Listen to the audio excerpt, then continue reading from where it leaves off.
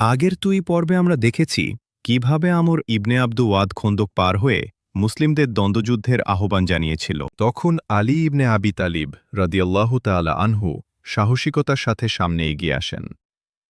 এই দ্বন্দ্বযুদ্ধে তিনি বিজয়ী হন। এই ঘটনা মুসলিমদের মনোবল বাড়িয়ে দেয়। কিন্তু সামনে অপেক্ষা করছিল আরও বড় সংকট। মদিনা তখন চারদিক থেকে অবরুদ্ধ। শত্রুরা শহরের বাইরে অবস্থান করছে, মুসলিমরা শহরের ভেতরে প্রতিরক্ষা প্রস্তুত রাখছে। এই সময়ে একটি নতুন বিপদের সংবাদ আসে। মদিনায় একটি ইহুদি গোত্র ছিল, বানু কুরাইজা। তাদের সাথে মুসলিমদের একটি চুক্তি ছিল। এই চুক্তি অনুযায়ী তারা মদিনার নিরাপত্তা রক্ষা করবে। কিন্তু যুদ্ধের সময় তারা একটি ভয়ঙ্কর সিদ্ধান্ত নেয়। বানু কুরাইজা শত্রুদের সাথে যোগাযোগ শুরু করে। তারা চুক্তি ভেঙে ফেলে। এই খবর যখন মুসলিমদের কাছে পৌঁছায় তখন পরিস্থিতি অত্যন্ত ভয়াবহ হয়ে ওঠে। এখন মুসলিমরা দুই দিক থেকে বিপদের মধ্যে পড়ে। একদিকে বাইরে শত্রুদের বিশাল বাহিনী, অন্যদিকে মদিনার ভেতরে বিশ্বাসঘাতকতার আশঙ্কা। এই সময় ছিল অত্যন্ত কঠিন। কুরআনে এই পরিস্থিতি বর্ণনা করা হয়েছে যখন মানুষের হৃদয় ভয়ে কাঁপছিল। রাসূলুল্লাহ সাল্লাল্লাহু আলাইহি ওয়াসাল্লাম এই কঠিন সময়ে সাহাবীদের সাহস দিচ্ছিলেন। তিনি ধৈর্য ধরতে বলেন, তিনি আল্লাহর উপর ভরসা রাখতে বলেন। এই সময় একটি গুরুত্বপূর্ণ ঘটনা ঘটে। একজন ব্যক্তি গোপনে মুসলিমদের সাহায্য করতে এগিয়ে আসেন। তার নাম ছিল নুয়াইম ইবনে মাসুদ রাদিয়াল্লাহু তাআলা আনহু। তিনি সদ্য ইসলাম গ্রহণ করেছিলেন। নুয়াইম রাদিয়াল্লাহু তাআলা আনহু একটি বুদ্ধিমান কৌশল ব্যবহার করেন। তিনি শত্রুদের মধ্যে সন্দেহ সৃষ্টি করতে শুরু করেন। তিনি বিভিন্ন গোত্রের কাছে ভিন্ন ভিন্ন কথা বলেন। এর ফলে শত্রুদের মধ্যে অবিশ্বাস তৈরি হয়। আগের পর্বে আমরা দেখেছি কিভাবে বানু কুরাইজা চুক্তি ভেঙে মুসলিমদের বিরুদ্ধে অবস্থান নেয়। মদিনার পরিস্থিতি তখন অত্যন্ত ভয়াবহ হয়ে ওঠে। একদিকে বাইরে শত্রুদের বিশাল বাহিনী, অন্যদিকে শহরের ভেতরে বিশ্বাসঘাতকতার আশঙ্কা। এই সময় মুসলিমরা ছিল অত্যন্ত কঠিন পরীক্ষার মধ্যে। ঠিক তখনই একটি গুরুত্বপূর্ণ ঘটনা ঘটে। নুয়াইম ইবনে মাসুদ রাদিয়াল্লাহু তাআলা আনহু গোপনে ইসলাম গ্রহণ করেন। তিনি ছিলেন আরবের একজন সম্মানিত ব্যক্তি। বিভিন্ন গোত্রের সাথে তার ভালো সম্পর্ক ছিল। তিনি রাসূলুল্লাহ সাল্লাল্লাহু আলাইহি ওয়াসাল্লামের কাছে এসে বলেন তিনি মুসলিমদের সাহায্য করতে চান। রাসূলুল্লাহ সাল্লাল্লাহু আলাইহি ওয়াসাল্লাম তাকে একটি গুরুত্বপূর্ণ দায়িত্ব দেন। তিনি বলেন, যুদ্ধ হল কৌশলের বিষয়। যদি সম্ভব হয় শত্রুদের মধ্যে বিভাজন সৃষ্টি করো। নুয়াইম রাদিয়াল্লাহু তাআলা আনহু এই দায়িত্ব গ্রহণ করেন। নুয়াইম রাদিয়াল্লাহু তাআলা আনহু প্রথমে বানু কুরাইজার কাছে যান।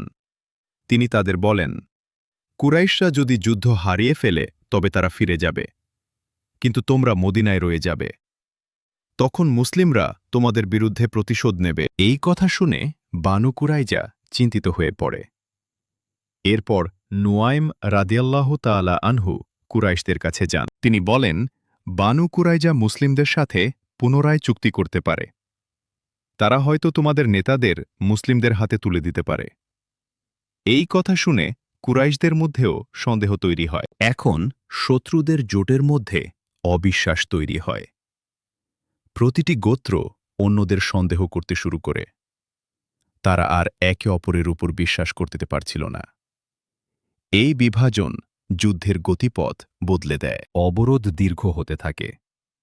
শত্রুদের সৈন্যরা ক্লান্ত হয়ে পড়ে। খাদ্যের অভাব দেখা দেয়। মনোবল কমতে শুরু করে। এই সময় আকাশে মেঘ জমতে শুরু করে। মরুভূমির বাতাস শক্ত হয়ে ওঠে।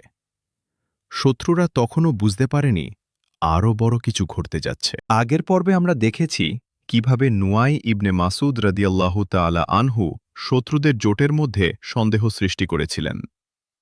তার বুদ্ধিমান কৌশলের ফলে শত্রুদের মধ্যে অবিশ্বাস তৈরি হয়। এখন জোটের ভিতরেই বিভাজন শুরু হয়েছে। কিন্তু যুদ্ধ তখনও শেষ হয়নি। অবরোধ দীর্ঘ হতে থাকে। শত্রুদের সৈন্যরা ক্লান্ত হয়ে পড়ে। তাদের খাদ্য কমে যায়। তাদের মনোবল দুর্বল হয়ে পড়ে। কিন্তু মুসলিমরা এখনও ধৈর্য ধরে আছে। মুসলিমরা রাতের বেলা পাহারা দিচ্ছিলেন। রাসূলুল্লাহ সাল্লাল্লাহু আলাইহি ওয়াসাল্লাম আল্লাহর কাছে দোয়া করছিলেন। এই সময় ছিল অত্যন্ত উত্তেজনাপূর্ণ। হঠাৎ এক ভয়ঙ্কর ঝড় শুরু হয়।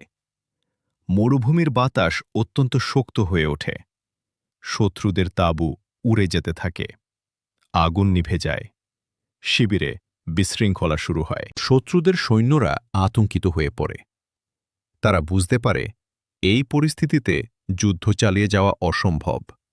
তাদের মনোবল ভেঙে পড়ে। অবশেষে শত্রুরা যুদ্ধ ছেড়ে ফিরে যাওয়ার সিদ্ধান্ত নেয়। তাদের বিশাল জোট ভেঙে পড়ে। মদিনার অবরোধ শেষ হয়ে যায়। যুদ্ধ শেষ হওয়ার পরে রাসূলুল্লাহ সাল্লাল্লাহু আলাইহি ওয়াসাল্লাম একটি গুরুত্বপূর্ণ কথা বলেন। তিনি বলেন, এখন থেকে কুরাইশরা আর মুসলিমদের আক্রমণ করবে না, বরং মুসলিমরাই ভবিষ্যতে তাদের দিকে অগ্রসর হবে। এই যুদ্ধ ইসলামের ইতিহাসে একটি বড় পরিবর্তন নিয়ে আসে। খন্দকের যুদ্ধ আমাদের অনেক শিক্ষা দেয়। ধৈর্যের শিক্ষা, ঐক্যের শিক্ষা, কৌশলের গুরুত্ব এবং সবচেয়ে বড় শিক্ষা আল্লাহর উপর ভরসা। খন্দকের যুদ্ধ ছিল ইসলামের ইতিহাসের একটি গুরুত্বপূর্ণ অধ্যায়। এটি ছিল বিশ্বাস, ধৈর্য এবং কৌশলের বিজয়।